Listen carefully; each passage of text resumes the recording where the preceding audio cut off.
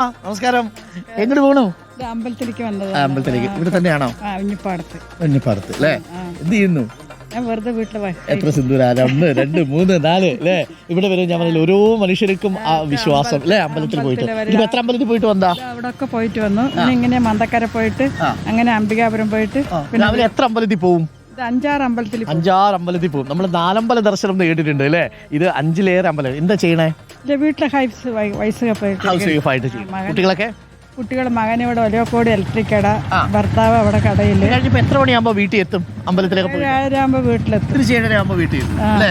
അത് കഴിഞ്ഞ് വീട്ടു പണിയും കാര്യങ്ങളും നോക്കി. കുട്ടികളൊക്കെ ഉണ്ടോ? കൊച്ചു കുട്ടികളൊക്കെ? ഓ ഉണ്ട്, പേരമക്കളൊക്കെ ഉണ്ട്. ഒരു കുട്ടീനെ ഇവിടെ മണ്ണാർക്കാട് കൊടുത്തിരിക്കുന്ന പെൺകുട്ടീനെ, ഒന്ന് തത്തമംഗലത്ത്, പിന്നെ മകൻ വീട്ടിൽ തന്നെ ഉണ്ട്. മകന് മരുമകൻ വരുമ്പോ ഒരു സന്തോഷം. ചായ കുടിച്ചിട്ടാണോ ഇറങ്ങുന്നത്? ഇല്ല, ഇനി വീട്ടിൽ പോയിട്ട് ചായ കുടിക്കും. അങ്ങനെ കേട്ടോ, ചായ ഒന്നും കുടിക്കാതെ വന്ന് അമ്പലത്തിലൊക്കെ പോയി തിരിച്ച് വീട്ടിലെത്തി ഭക്ഷണമൊക്കെ കഴിക്കും അല്ലേ? ഓക്കെ. എങ്ങനെയുണ്ട് തെരഞ്ഞെടുപ്പൊക്കെ അടുത്തു അല്ലേ? സർക്കാർ മാറുമോ? എന്താ അഭിപ്രായം? ഇല്ല, ഒരേ അഭിപ്രായം തുടരുവോ? ഒരേ അഭിപ്രായം. ആണോ? പെൻഷനൊക്കെ കിട്ടുന്നുണ്ടോ? വരും. ഇനിയിപ്പോ ഈ പ്രാവശ്യം വന്നിട്ടില്ല വിഷുവിന്. വരും പറഞ്ഞു അടുത്ത പറയുന്നത്. അപ്പൊ പിണറായി സർക്കാർ തുടരണം എന്നാണോ? ആണോ? എന്താ അങ്ങനെ തോന്നുന്ന കാര്യം? അങ്ങനെയില്ല. എന്തായാലും സന്തോഷമാണ് അല്ലേ? ഓക്കെ, സന്തോഷം കാണാറുണ്ട് അല്ലേ? സന്തോഷം. ഓക്കെ, നമസ്കാരം. Very good morning. ഞങ്ങള് അനുവാദമില്ലാതെ ഇവിടെ കയറി ഇരുന്നു. പക്ഷെ ഇവിടുത്തെ ഒരു പ്രത്യേകത എന്താ അറിയോ? ഇവിടെ ആരും അനുവാദം ചോദിക്കണ്ട. ഇവിടെ വന്നിരിക്കാനും വർത്താനം പറയാനും അല്ലേ? എന്നോട് ശരിയെന്ന് പറഞ്ഞു. ആണല്ലേ? സന്തോഷം. അതാ ഉഗ്ര പോരാട്ടം. അത് നമ്മുടെ ഈ ചായക്കടയിലൊക്കെ ആൾക്കാർ രാഷ്ട്രീയം പറയൂല്ലോ. നമ്മൾ ശരിക്കും അതേ ഉദ്ദേശിച്ചുള്ളൂ. നമ്മൾ കുറെ കാര്യങ്ങൾ തുറന്നു പറയുക. അത് നമുക്കൊരു 1 മണിക്കൂർ നമുക്ക് സ്വാതന്ത്ര്യമുണ്ട്. നമ്മുടെ അഭിപ്രായങ്ങൾ പറയാം. ആ 1 മണിക്കൂർ കഴിഞ്ഞാൽ സ്വിച്ച് ഇട്ടതുപോലെ നിൽക്കും. പിന്നെ എതിരഭിപ്രായമില്ല. പിന്നെ ഒറ്റ തീരുമാനമേ പാടുള്ളൂ. അതല്ലേ ജനാധിപത്യം? ഈ നിങ്ങൾ ഈ സംസാരിക്കുമ്പോ അവർക്ക് സമയം കുറയുന്നതും പിന്നെ പരസ്പരം ഓവർലാപ്പ് ചെയ്യുന്നത് ശബ്ദം ഉണ്ടാക്കുന്നില്ല.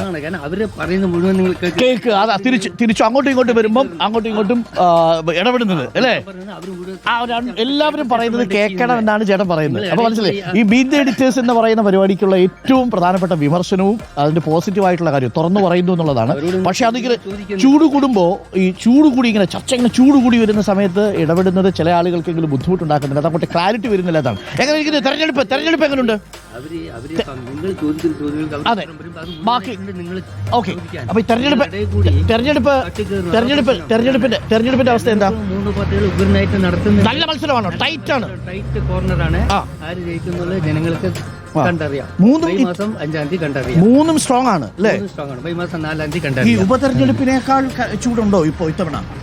ചൂടുണ്ട്. കാരണം ഈ ചൂടിനൊപ്പം ആ ചൂടും നടക്കുന്നുണ്ട്. 2 ചൂടുണ്ട്. ചേട്ടൻ എന്തായിരുന്നു ജോലി? ഞാനിവിടെ ഈ പ്രീമിയർ കാർബോണിക്കറിന്റെ ഒരു മെഡിക്കൽ ഇതിൽ പോകും. എന്താ പൊതുവെയുള്ള അഭിപ്രായം സർക്കാരിനെ കുറിച്ച്? സർക്കാർ മാറണോ? സർക്കാർ തുടരണോ? എന്താ അഭിപ്രായം?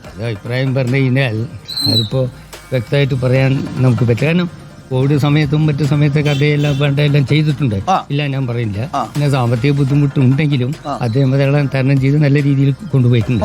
പിന്നെ കേന്ദ്രത്തിന്റെ സഹായം കുറച്ച് കിട്ടി, കുറച്ച് കിട്ടില്ല. അങ്ങനെയുള്ള സമയത്തും അദ്ദേഹം വേണ്ടതൊക്കെ ചെയ്തിട്ടുണ്ട്. തുടരണം എന്ന് പറഞ്ഞാൽ തുടരണോ ജനങ്ങൾ തീരുമാനിക്കും. വികസനം ഉള്ളതായിട്ട് തോന്നുന്നുണ്ടോ? വികസനം പറഞ്ഞാൽ സാറേ നമുക്ക് പറയാനുള്ളത് നമ്മുടെ ബ്രാഹ്മിൺ കമ്മ്യൂണിറ്റിക്ക് സംഭരണം നടപ്പിലാക്കണം.